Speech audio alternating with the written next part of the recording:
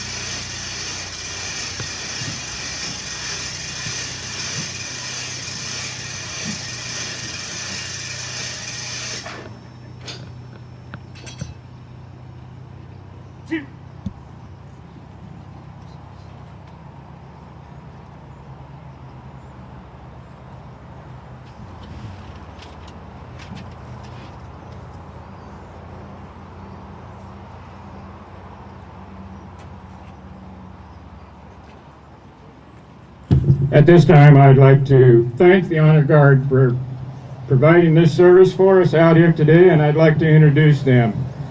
Vic Banky, Army, World War II. Bob Fulham, Army, World War II.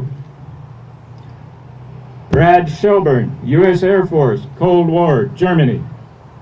Chuck Knapp, Army, Cold War. Steve Cohn, Army, Korea. Mary Lou Killer, she was on the Bugle, U.S. Navy, Cold War. Tom Clayton, Army, Vietnam. Rex Smith, Army, Vietnam. Fred Martin, Army, Vietnam and Korea. Richard McJunkin, Army, Vietnam. And again, let's give these guys a round of applause.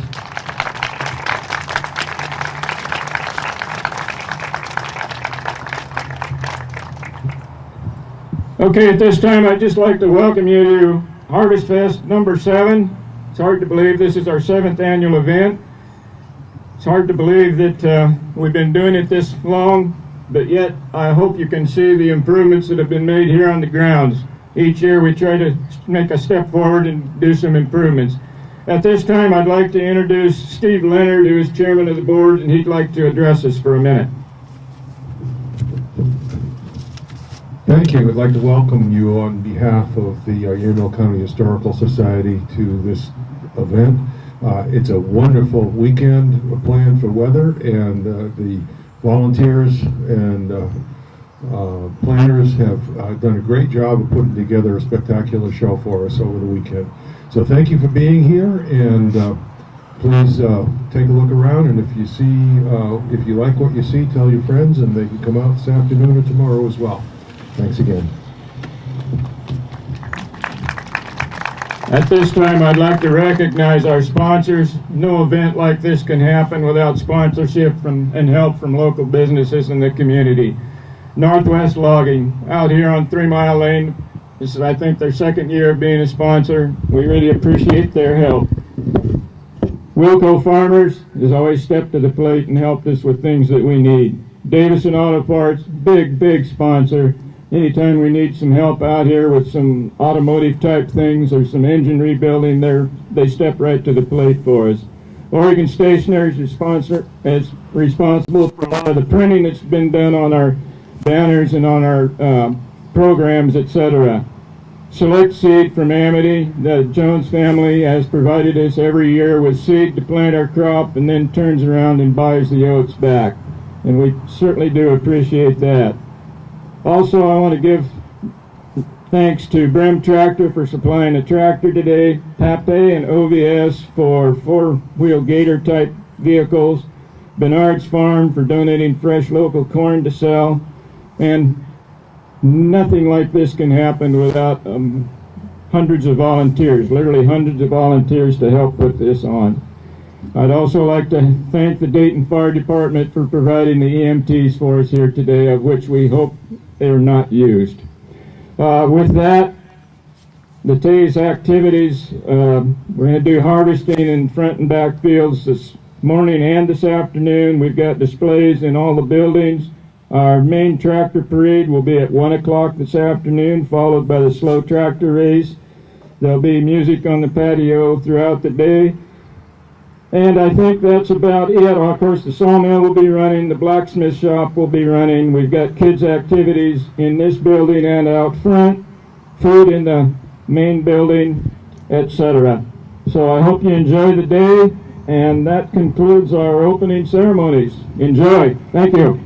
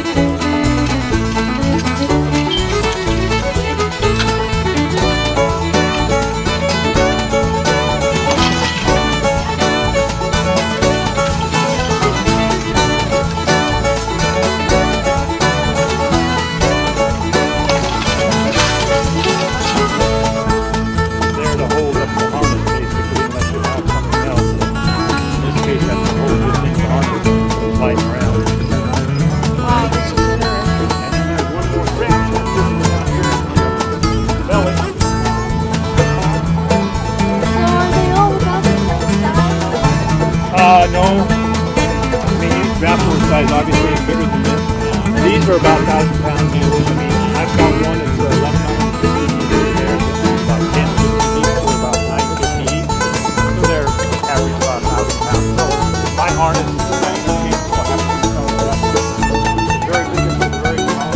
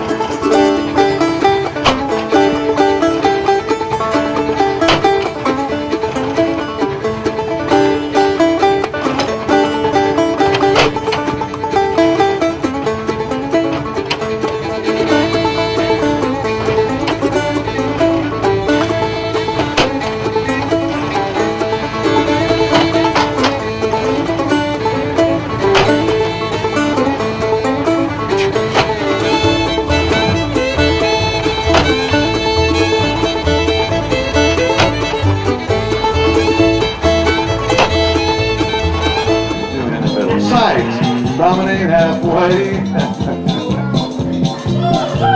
Walk in, square 3, 4. Go all the way, do the right and left through. Now veer to the left. Ferris wheel on into the middle and go square through 3. 3-hand around, swing that corner promenade. You took the part that once was my heart, so why not take all of me? Oh, now those sides, promenade, travel, halfway and go. Walk in and square through, full hand right, you know. All the way, right and left through. You veer to the left and Ferris wheel, you do. In the middle there, square through. 3-hand around that ring, you sing that corner letter there, you promenader, I sing. You took the part that once was my heart, so why not take all of me? A circle left, all of me, why not take all of me? Men star right, one time you see, by the corner, do an element left, turn a partner by the right, do an element left. And weave the ring, you weave it in and out, you find your groove, swing promenade. You took the part that once was my heart, so why not take all of me? Why not take all of me? All right, good dancing, thank you partners, I'm going to take them all the way around. Here comes Jackie Gale. We also do ballroom dancing at square dances, and Jackie is in charge of that. So get your round dance partner. It's round dance time. Oh, they call it that good old Mountain Dew, and the mad refuse it are few. I'll hush up my mug if you fill up my jug with that good old Mountain Dew.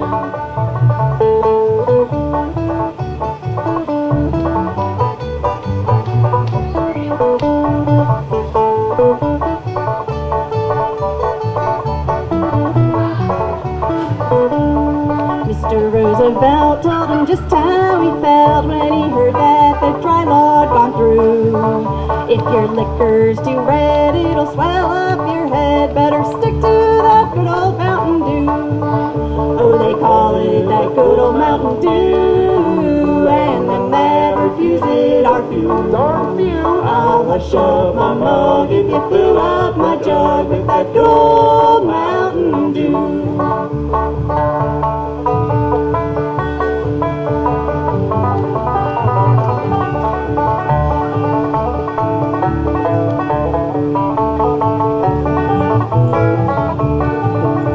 The preacher rode by with his head hoisted high, said his wife had been down with the flu. He thought that I ought to sell him a quart of my good old Mountain Dew. Oh, they call it that good old Mountain Dew, and the mad refuse it are few. I'll hush up my mug if you fill up my jug with that good old Mountain Dew.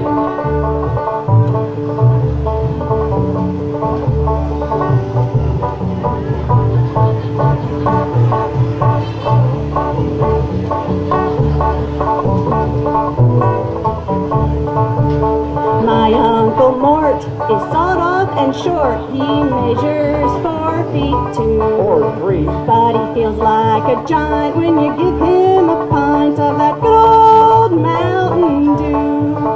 Oh, they call it that good old Mountain Dew, and the mad refuse it are few. I'll hush up my mug if you fill up my jug with that good old Mountain Dew. I'll hush up my mug if you fill up my jug with that good old Mountain Dew.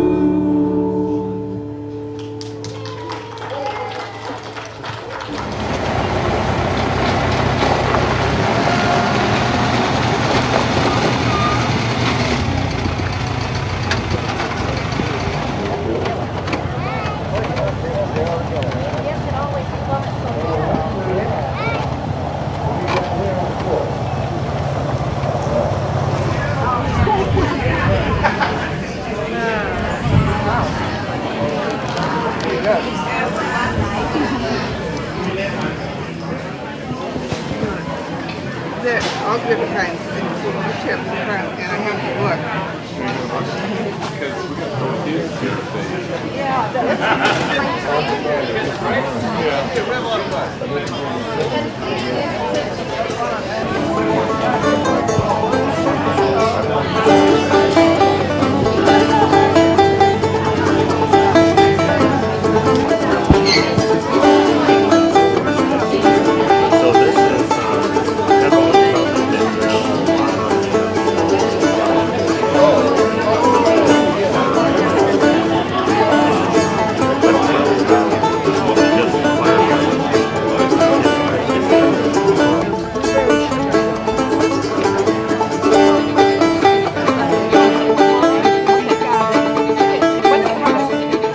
Everything all boys do in the summer, yeah.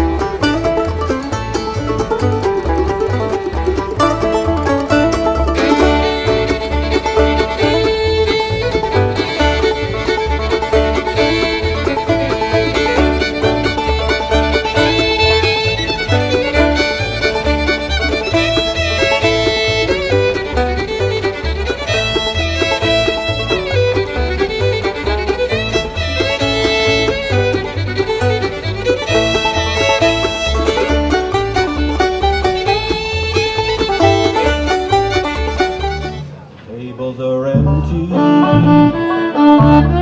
dance floor's deserted. Play the same love song, it's the 10th time you've heard it.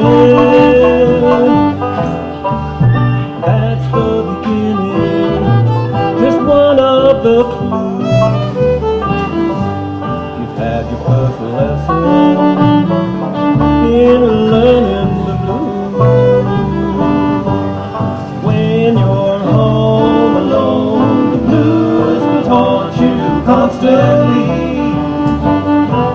When you're out in a crowd, the blues will haunt your memory. The nights when you don't sleep, the whole night you're crying. You can't forget her, soon you even stop trying. You'll walk the floor and wear out your shoes. When you feel your heart break, you're learning the blues.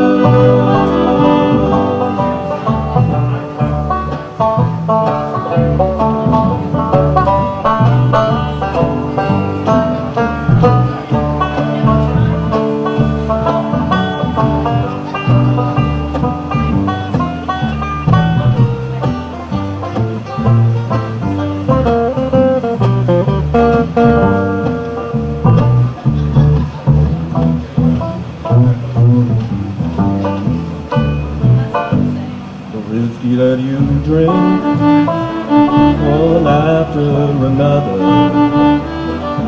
won't help you forget her and the way that you love her. You're only burning a torch you can lose. If you're on the right track, you're learning the blues. When you're home alone, blues will taunt you constantly. When you're out in the crowd, the blues will haunt your memory. The nights when you don't sleep, the whole night you're crying. You can't forget her, soon you even stop trying. You'll walk the floor and wear out your shoes. You feel your heart break, you're learning the blues. You feel your heart break, you're learning the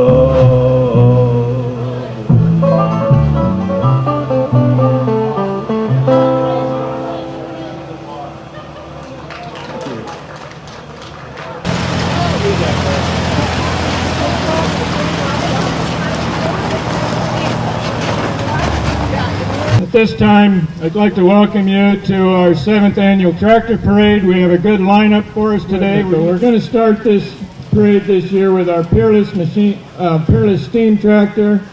It's a 1912 steam tractor, 60 horsepower. This tractor originally came from Burns, and the ownership as follows: Clyde Sherman, then Alan Sherman, and an unknown owner, and then Ray Cower purchased it.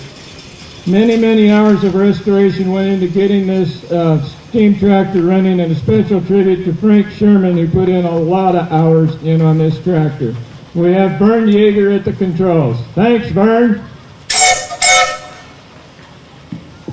Now, as I said, we're featuring the Ford, Massey Ferguson, and on down the line as it goes, and I want to give you just a little bit of history on how this went.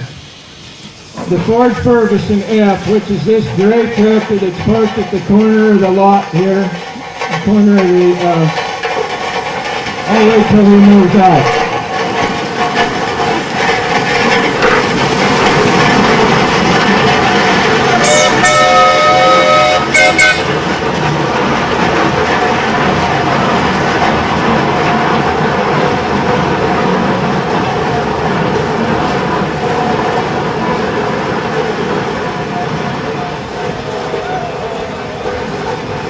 The engine itself is very quiet. It's the steel wheels and the rocks.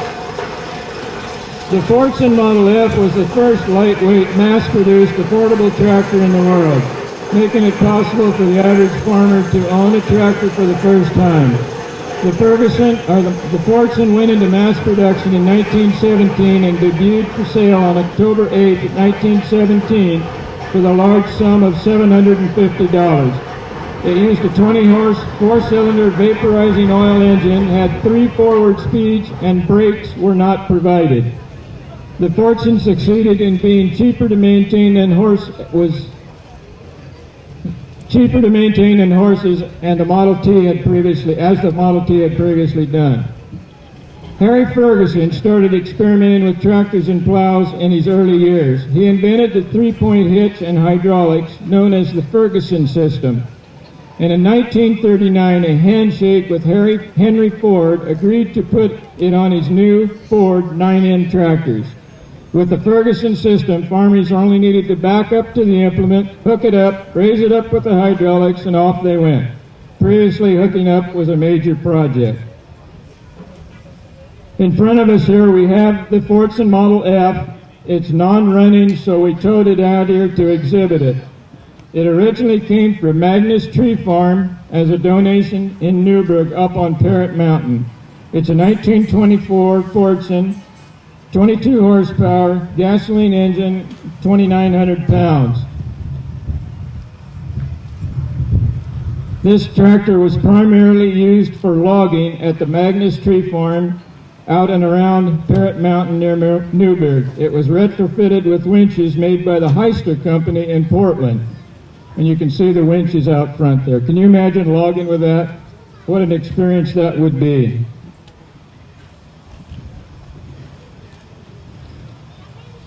At this time, we'll bring out the Ford 9N, commonly known as the... Oh, I'm sorry. Oh, I'm in trouble. First of all, we've got a real parade with the pedal tractors, so bring them out, guys.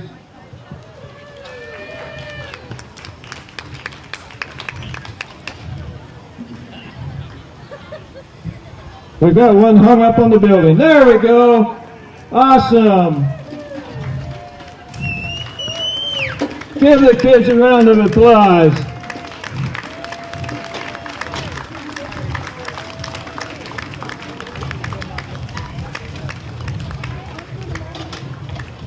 While they're riding out here, back in the main building, we have a ring set up for pedal tractor races, and we invite all the kids to come back there after the tractor parade and have a little fun with the pedal tractors.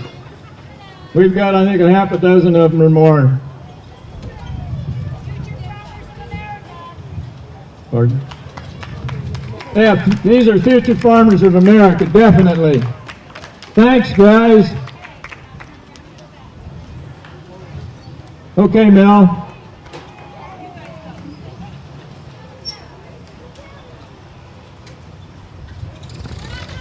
So in 1939, the 9N, commonly known as the Ford Ferguson tractor, was first in the N series tractors, and it was born complete with the first 3-point hitch. By the end of 1941, they'd made so many changes and had so many more ideas for changes that they changed the name of the tractor for the Ford 2N. The Ford 2N came out in '42 and had many improvements, including a large cooling fan, shroud, pressurized radiator, and sealed beam headlights. Now this particular tractor is a 1940 9N, 23 horse. It weighs about 2,340 pounds, and they were built in 39 to 41, as I said. And on behind is a Ferguson 2-bottom plow. And this tractor was originally Arnie Hollander's here from McMinnville, and he donated it to the museum. Unfortunately, we don't have a 2N to put into the series. The series. But we have, this is another 9N. It's on loan from Joe and Jerry Grab from Beaver, Oregon. It's a 39 Ford Ferguson 9N, as I said. Next in the series came the 8N. This was also the year that the handshake agreement between Henry Ford and Harry Ferguson was ended. Ford would continue using the hitch, but no longer gave Harry any money, nor would he call it the Ferguson system. This resulted in a lawsuit which eventually awarded Harry Ferguson $9.25 million. In the meantime, Ferguson set up his own manufacturing operation, and Ferguson tractors began appearing in American fields. But the legal battlement had opened up the 3-point hitch patent to many other manufacturers. Here we have in front of us a 1940 9N. No, this is an 8N, isn't it? 9N. 9N, again, that came from the Ray Cower collection. Next we have the 8N.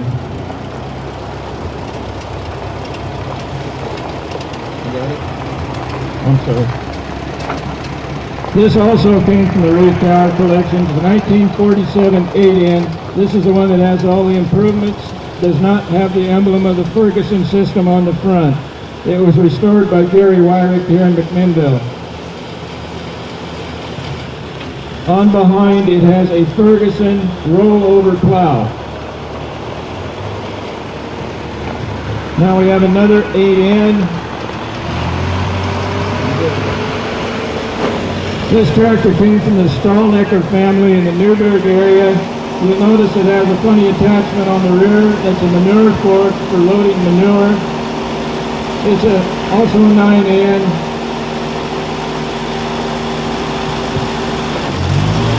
The Strollnecker family, an old-time family up in the Newburgh area. Next is another Tower Collection tractor. Barry Nelson is the driver. It's a 1959 Ford 541 offset Workmaster. You'll notice that he's sitting to the side of it, and the whole steering column and everything sits to the right-hand side. It's basically made for elevating so you can see the roads, follow the roads better. It's definitely a row crop tractor. They were made from 58 to 62, and this happens to be a 1959.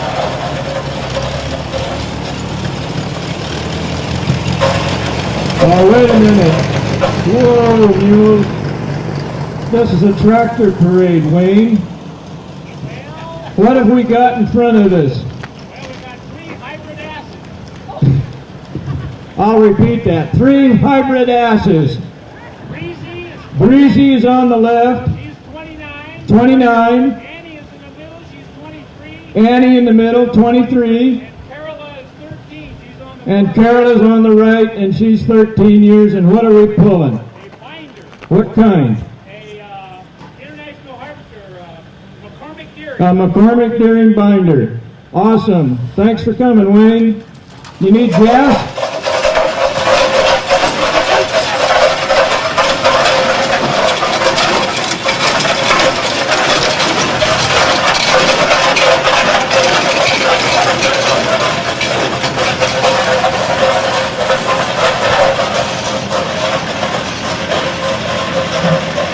Now you might wonder why I have a New Holland tractor in a Ford parade. The New Holland Company started in 1895 in Pennsylvania with a corn mill. The company expanded into farm implements and was acquired by Ford in 1995. The Ford New Holland name began to appear on tractors. In 1990, Ford sold a majority interest in its farm machinery operations to Fiat, with that agreement that the Ford name be dropped in 10 years. In 1999, Case IH and Fiat Ford New Holland merged to form Case New Holland Global, which continues to build tractors under the New Holland name. And Brim Tractor in Salem was nice enough to bring this tractor over for us today for today's parade. It's a Workmaster 35 horse New Holland tractor, front wheel assist. And we appreciate them bringing this over for us today. So the Ford is moved from that to this today, from Ford to New Holland. Thank you.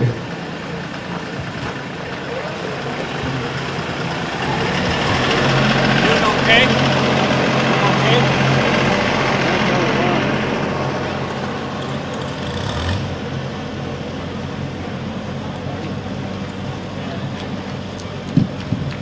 Okay, our next tractor is one that we're kind of proud of here at the museum. This came from the Ray Tower collection. It's a 19, and I forget the year, I'm sorry, Co-op E3.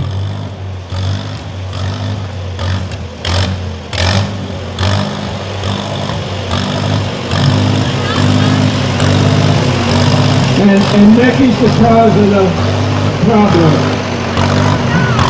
Anyhow, this tractor looked really tough here in the museum, and some of us got together last winter and completely restored it. It's kind of a special tractor in that I think it's out of gas. The Co-op, the Coxshed Company in Canada was building tractors, and Co-op made an agreement with them to build tractors for the Co-op here in the United States, and it's basically a Coxshed tractor painted orange. But the one thing unique about the Co-op and Coxshed tractor is that they were the first tractors to come out with live PTO, which was a great invention in the tractor industry. It means that you could stop the tractor and any power-driven equipment from the PTO could keep running. It was wonderful running balers, choppers, etc. Our next tractor is brought to us by Ron Stoner from Scotts Mills.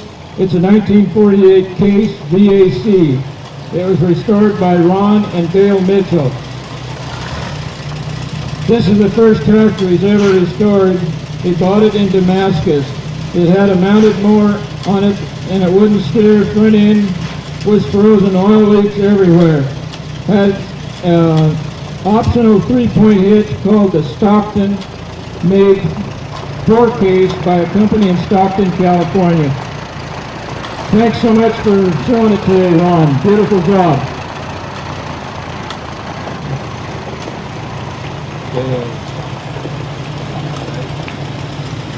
This tractor is also here at the museum. It is on loan from Dale Schatz, who is on the driver's seat from Newburgh. These tractors cost $1,700 new in 1948. This is a 1943 Oliver 60, 4-cylinder engine, 17 horsepower, weighs about 2,500 pounds. The tricycle design was popular in row crop work because they would go down between the rows. This tractor was purchased from the Aileen estate. It was used mainly on a dairy at that time. Thanks. Nice job. Beautiful tractor.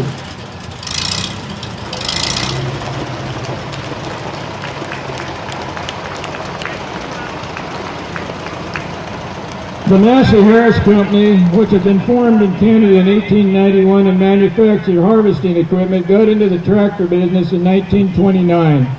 In '53, an aging Harry merged his company with Massey Harris, as it was known. It became Massey Ferguson. This is, I think, the only, we have 2 Massey Ferguson ponies.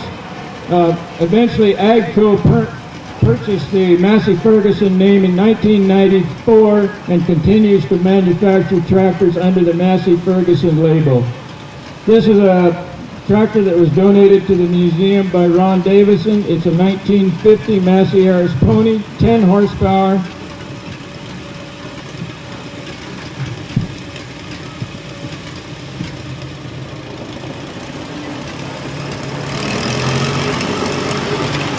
Okay, now we've got another 1951 Massey Harris pony.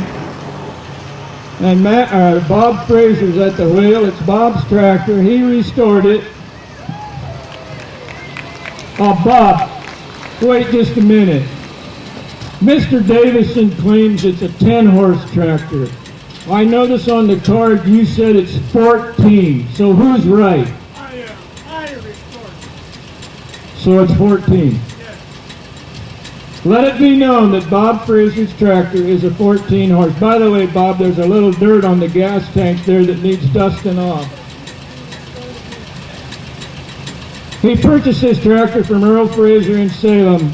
He used it until 1961 on his nursery, then on his strawberry farm from 62 to 1980. After Earl restored and parked it, or retired and parked it, it sat on the rear, in the rear of the barn. In 2001, Bob purchased it for $500 and completely restored it. Bob says it needs to be restored again. Well, it looks pretty good to me, Bob. It's got paint chipping on it. Oh, he says it's got paint chipping on it. That's no good. And the gas is gone. And the gas is gone. Okay, next we move into the Massey Ferguson line. This is Vince Hallworth on his Massey 135 diesel. It's a 1964. And it has a mounted 2-bottom 14-inch Dearborn plow. Thanks, Vince, for bringing it down. Nice looking Massey. Next we have Chuck and Kate from Salem on a BF-80 1950 Model A. It's owned by Chuck and Lois Kincaid. He purchased this tractor from Capital Fuel in Salem. Chuck restored it in 2012. Many were used in the southern states for cultivating crops. They were later sold to the Minneapolis Moline Company, and Minneapolis Moline has since gone under too.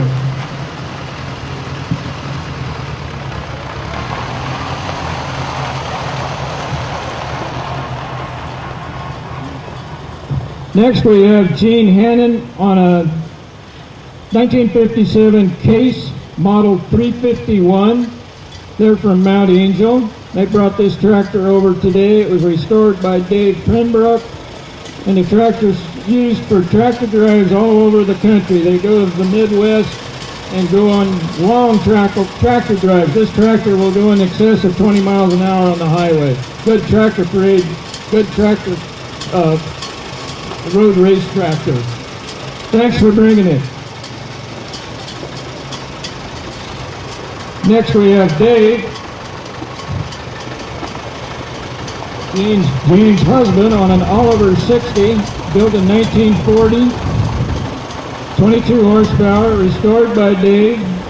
He's the second owner, and it was restored by Dave and his nephew. Nice tractor, Dave. Thanks for bringing it over.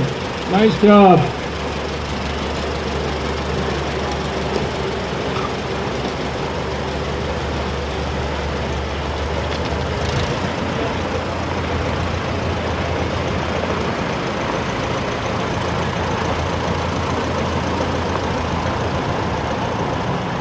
Okay, next we have another tractor out of the Cower collection. It's a 1957 John Deere 820. This was one of the biggest tractors that John Deere made that was two-cylinder. I think it is the biggest tractor John Deere made as a two-cylinder tractor before they converted over to the multiple cylinder tractors. And it's obviously a diesel, as you can tell. John Deere started these diesel engines with a small gas engine called a pony engine. The pony engine would engage into the big engine, crank it over just like an electric starter does on today's tractors and today's cars. Next we have Matt Schreiber. This family has a small place outside of Dayton. He lives in New York City, teaches school there on Staten Island. Matt and his family just recently bought this 1979 Massey Ferguson 245. They just got the loader mounted on it day before yesterday. As Matt says, it's still in its farm clothes, but it's still a work in progress. It has one brand new fender. Thanks, Matt, for bringing it. Nice tractor.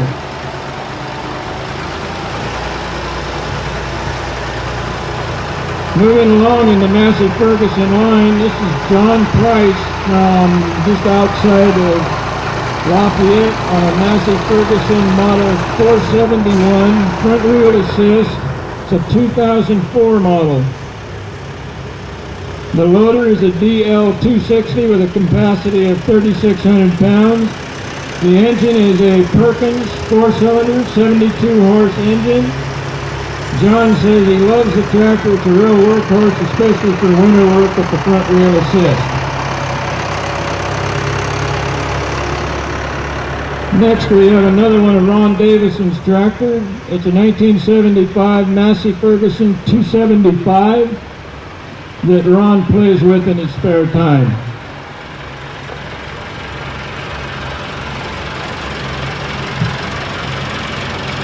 Somebody waxed it all up for him. I'm sure Ron didn't.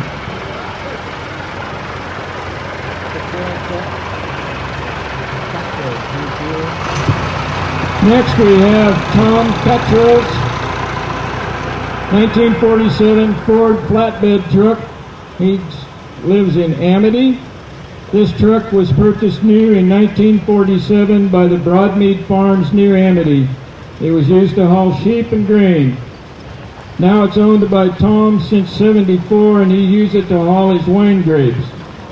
It's got a flathead V8 engine, 4-speed transmission, 3-speed auxiliary transmission for 12 speeds forward and 3 in reverse.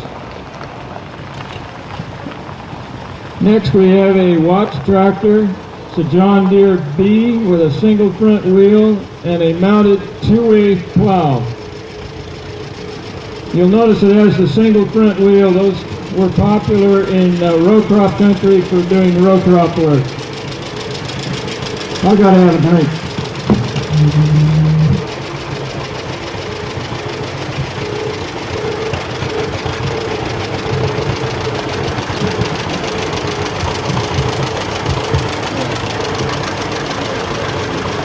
Next we have a 1937 John Deere AR owned by Chuck and Carlene Fidel from here in McMinnville. It was restored by Chuck.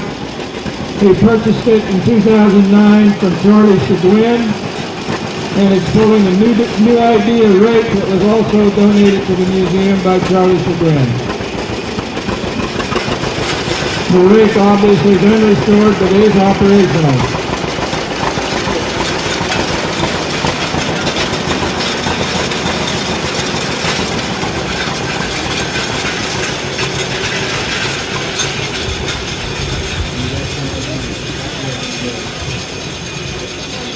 Our next tractor is a 1946 style John Deere D. This also came from Charlie Seguin's farm as a donation. It was purchased in 1958 from McMinnville Tractor, and it's pulling what would normally be a horse-drawn tedder. The tedder was built in the late 1800s. You told the tedder over the top of the hay windrow, and those forks would lift the hay and kind of fluff it so that it would dry better.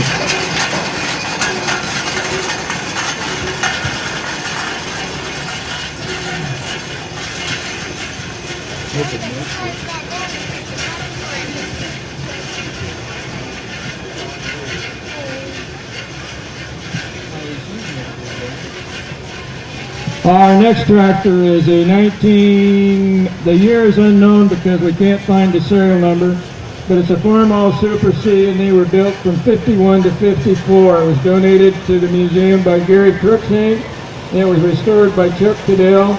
It's a 23 horsepower tractor that costs $1,700 new.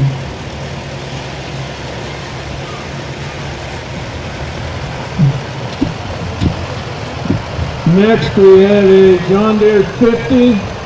It's a 1953 model owned by Dave and Doris Crookshank. It was restored when I bought it, and the wind's blowing.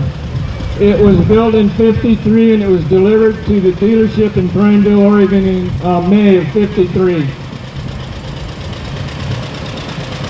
These tractors also have live PTO and live hydraulics. One of the earlier models to have those accessories.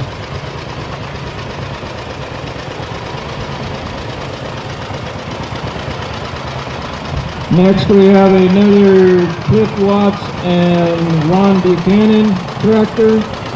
It's a 1948 John Deere model BNH. The B standing for the model number, the N standing for the single front wheel, and the H standing for high. You notice it's a little higher than the other tractors. It's used for cultivating corn. Has a mounted cultivator on it.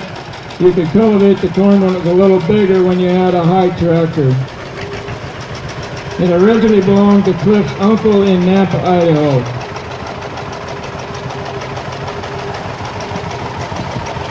Now we have Cliff Watts on his 1939 John Deere HN, meaning the tractor is a Model H with the narrow front end. 9.5 horse John Deere. It's in original condition, has a John Deere buck rake attached to the front.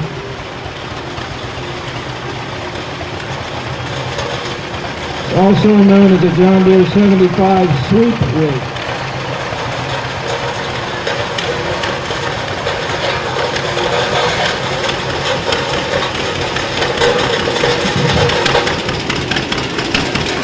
All right, next we have Steve Cohn on his 1940 John Deere Model B.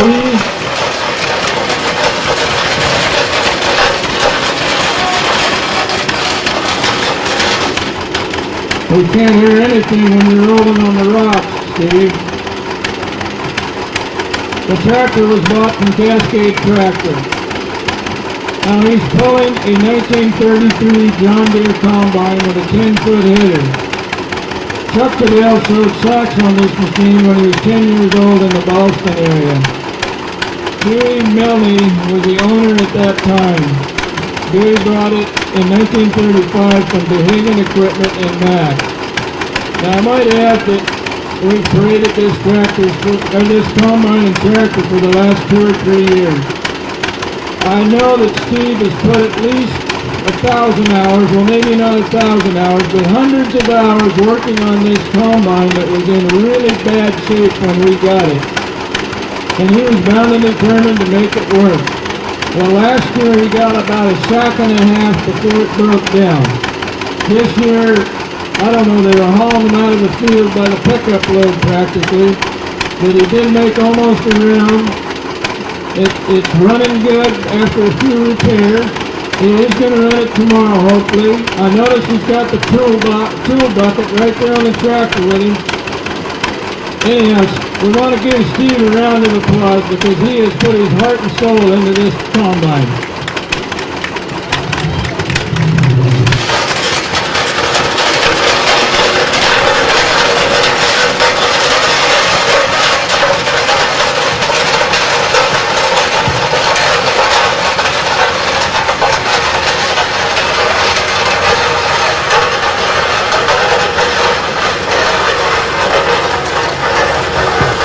Next we have Cliff Watts' 1937 Alice Chalmers Model A. It's a 50-horse tractor, and it was purchased in Beaumont, Idaho from Stanley Swedlund. It was bought to run the Rumley thrashing machine. There was only 1,225 of these made from 36 to 42.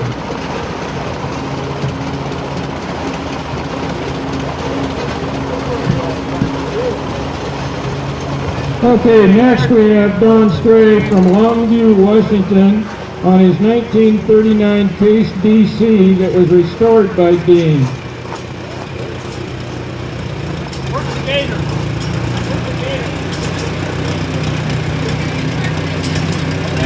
Now this tractor originally came from Morgan City area, I believe, if I'm correct, and Dean completely restored it, did a beautiful job of it.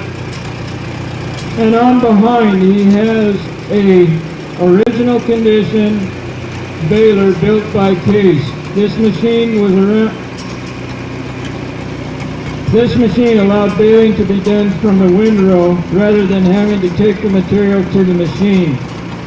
It still required 2 workers, 2 to tie the bales, and 2 workers, 1 on each side of the bale chamber, 1 to poke the wires through and 1 to tie them. In 1959, Herbert Chagwin, Charlie's grandfather, bought this used baler from Interstate Tractor here in McMinnville from Pete Peterson, who was the manager at that time.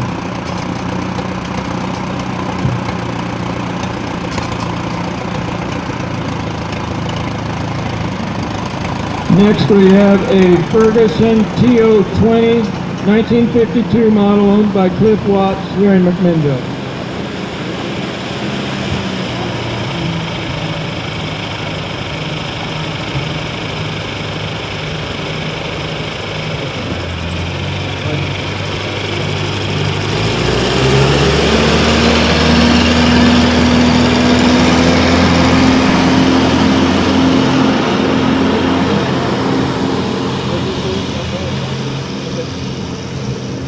Well, I guess that concludes our tractor parade. We're going to have our slow tractor race here almost immediately. And you'll say, slow tractor race, what's that? Well, 2 tractors line up, and the last one to get to the finish line, that gets to the finish line running, wins. And sometimes this can be kind of comical.